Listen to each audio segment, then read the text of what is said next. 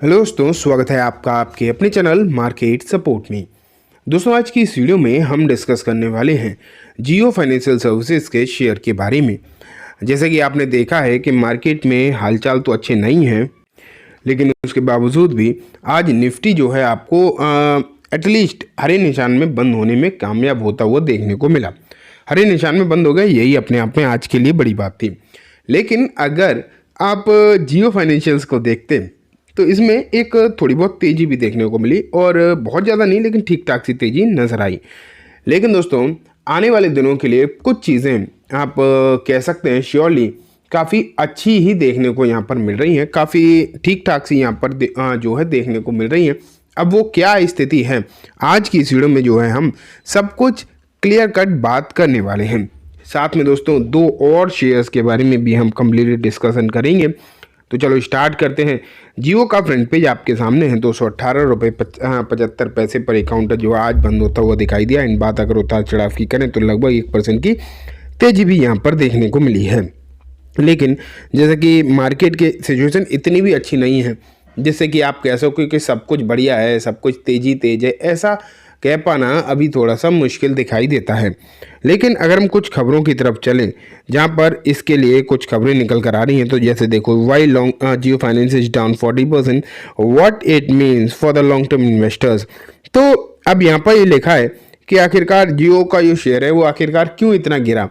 तो अगर एक चीज़ मैं आपको बताऊं, अगर आप यही पूछोगे कि क्यों गिरा, तो उसके तो कुछ प्रॉपर रीजंस हैं। बहुत ऐसा नहीं है कि बहुत ज़्यादा मतलब बड़ी बात है किसी को ना पता हो, ऐसा नहीं। कुछ वैल्यूशन तो मतलब रीज़न तो मैं बता सकता हूँ। एक तो वैल्यूशन ही है जो अपने आप में थोड़ी बहुत नहीं, अच्छी खासी, आपको ये मान के चलो अच्छी खासी जो है महंगी वैल्यूशन आपको ये काउंटर जो है ऑफर कर रहा था। ये तो आप पक्की बात मान के चलो, तो वो तो अपने आप में ही बड़ी प्रॉब्लम है।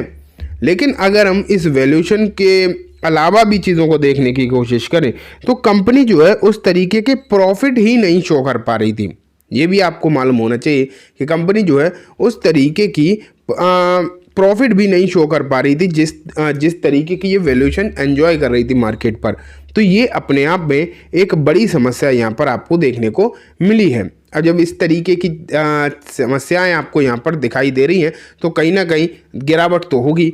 अब माहौल जब मार्केट में अच्छा चल रहा था तो शेयर को गिरने की कोई वजह मिल नहीं रही थी। जैसे ही मार्केट में माहौल थोड़ा सा बिगड़ता हुआ देखने को मिला, आप ये मान के चलो कि तुरंत इसमें आपको एक भारी भरकम जो है गिरावट देखने को मिल गई। बस यही रीज़न है, और कोई भी रीज़न नहीं है। अगर आप ये सोचो कि और भी कोई रीज़न है, नहीं, और कोई रीज़न नहीं, बस यही रीज़न है।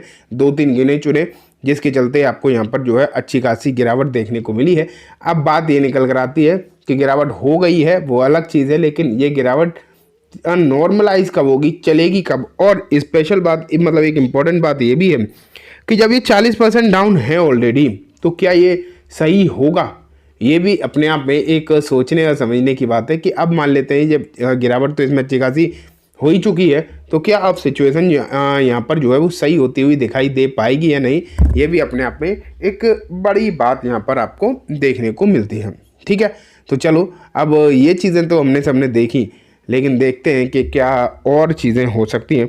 उसके लिए मैं आपको ना एक बार बाइंग एंड सेलिंग के डेटा पर लेकर चलता हूँ कि म्यूचुअल फंड इसमें क्या समझ रहे हैं, उन्हें क्या लगता है, उन्हें भी इसमें सिचुएशन किस तरीके की लगती है। अगर उन्हें भी अच्छा लग रहा होगा, मतलब सब सही लग रहा होगा, तो ठीक है।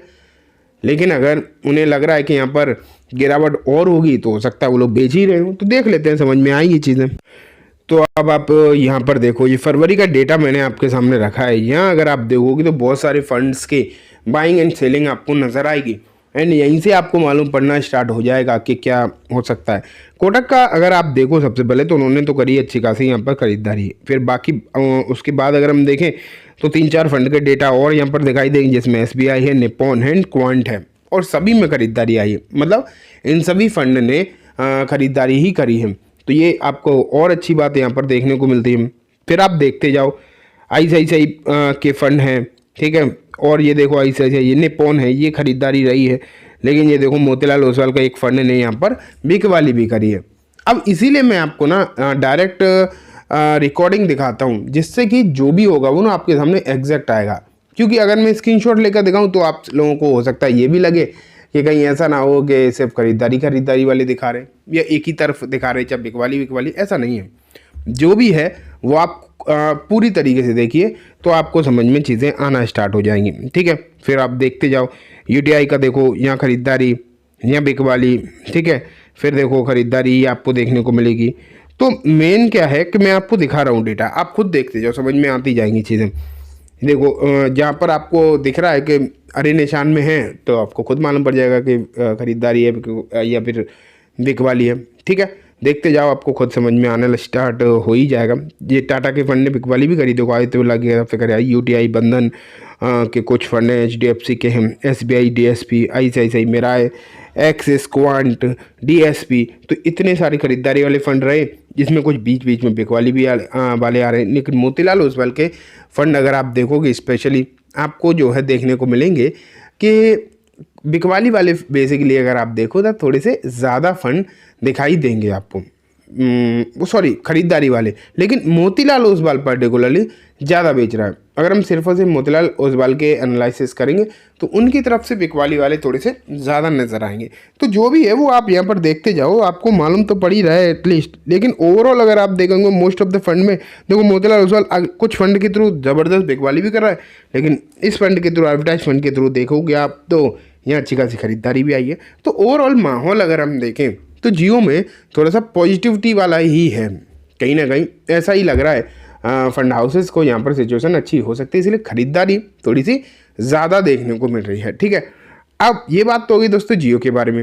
अब मैं आपको दूसरे और कंपनीज के बारे में दिखाता हूँ। ये देखो, एक कंपनी है जेंसॉल इंजीनियरिंग। इसमें अगर आप देखोगे तो यहाँ पर कंपनी जो है स्प्लिट अनाउंस कर रही है, और ये होगा 13 मार्च को, मतलब परसों के दिन यहाँ पर इनकी बोर्ड मीटिंग देखने को मिलेगी आपको। एंड उसमें आपको यहाँ पर जो है एक स्प्लिट होता हुआ देखने को मिलने वाला है। तो ये तो एक हो गया दोस्तों स्प्लिट वाला काउंटर। लेकिन अब मैं आपको एक डिविडेंड वाला भी दिखाता हूँ। ये देखो, यहाँ पर आपको दिखाई दे रहा है IRFC। यहाँ पर दो लोग जो हैं बेसिकली देखा जाए थोड़े हैरान होंगे IRFC का नाम सुनकर, क्योंकि इसकी कोई अपडेट अभी फ़िलहाल के समय पर देखने को मिल तो रही नहीं है। लेकिन यहाँ अगर आप देखो तो IRFC का नाम आ रहा है कि कंपनी 17 मार्च को डिविडेंड डिक्लेयर करने वाली है। एंड ये अपने आप में एक बड़ी खबर यहाँ पर आपको जो है देखने को मिल रही है। अब और कोई डिटेल अभी है नहीं कि कितना डिविडेंड आएगा, कब आएगा, लेकिन वो भी आपको आने वाले समय में पता तो चल ही जाएगा। तो चलिए दोस्तों, आज की इस वीडियो में बस इतना ही। उम्मीद है वीडियो पसंद आई होगी। वीडियो अच्छी लगी हो तो इसे लाइक करना, चैनल को भी ज़रूर सब्सक्राइब करना, जाते जाते बेल आइकन भी दबाना, जिससे कि जब भी मैं कोई वीडियो डालूँ आपके पास नोटिफिकेशन सबसे पहले आ जाए। एंड दोस्तों, ये वीडियो सिर्फ और सिर्फ एजुकेशन एंड इन्फॉर्मेशन पर्पस है, तो किसी भी तरीके की बाइंग सेलिंग की रिकमेंडेशन के तौर पर बिल्कुल भी ना देखें। Thank you.